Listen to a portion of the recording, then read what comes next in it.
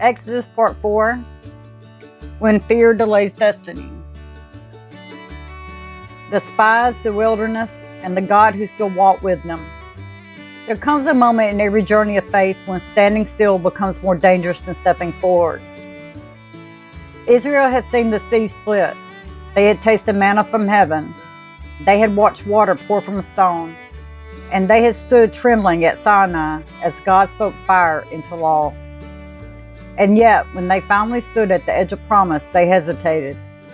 Not because God had failed, but because fear spoke louder than faith. Israel stands at Kadesh Barnea. Ahead of them lies Canaan, the land sworn to Abraham, Isaac, and Jacob, the land flowing with milk and honey, the land God himself described as good. 12 men are chosen, one from each tribe, leaders, respective voices, and men others trusted. They are sent not to decide if the land is possible, but to witness what God has already promised.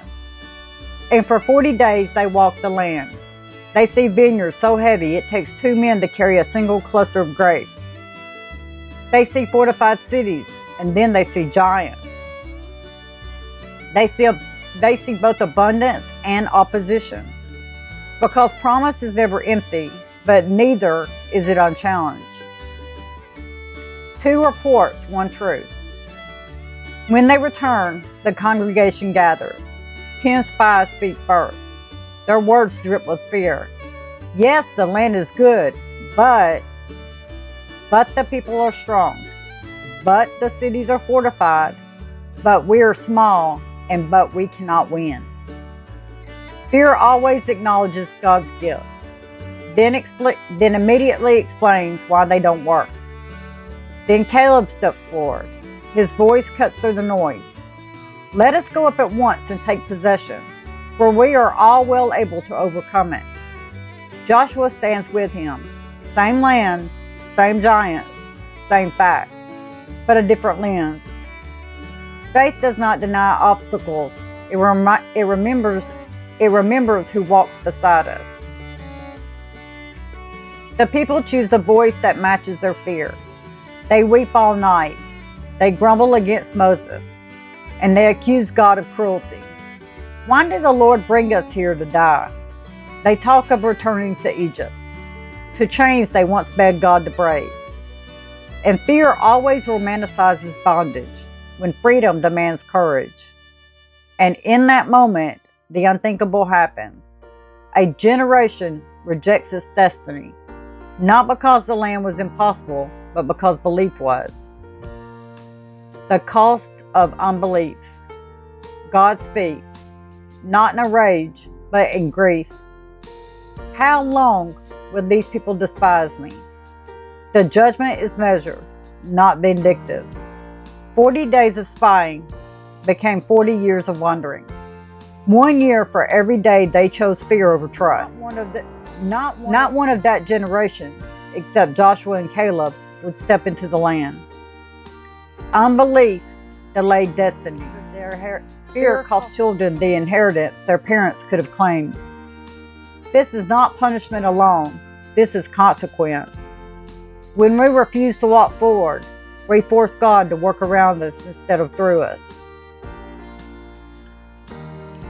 God did not abandon them. He stayed. Cloud by day, fire by night, manna every morning, and mercy renewed daily. The wilderness was not proof of God's absence. It was evidence of his patience. The years of wandering were not wasted years.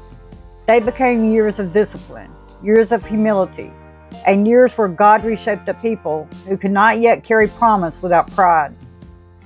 Sometimes God delays the destination to heal what would destroy us once we arrive. Joshua and Caleb waited 40 years. They walked every mile of wilderness, knowing the land was already theirs. And faith does not always advance quickly. Sometimes it endures quietly. And when the time came, they inherited not only land, but testimony. They stood as living proof that believing God is never wasted, even when the way is long. This story is not ancient history, it is living instruction. How many stand at the edge of calling but refuse to step forward? How many see God's promise but magnify giants instead of grace? And how many wonder, not because God sent them, but because fear convinced them to stay? Unbelief still delays destiny. Fear still costs generations. And faith still opens doors no enemy can shut. But here's the mercy. Even when destiny is delayed, God is not done. The wilderness does not cancel promise. It prepares the next generation to walk it. And when faith finally rises again, the Jordan will part, the walls will fall, and the land will still be waiting. Because God keeps His word, not on our timetable, but on His perfect one. Amen and amen.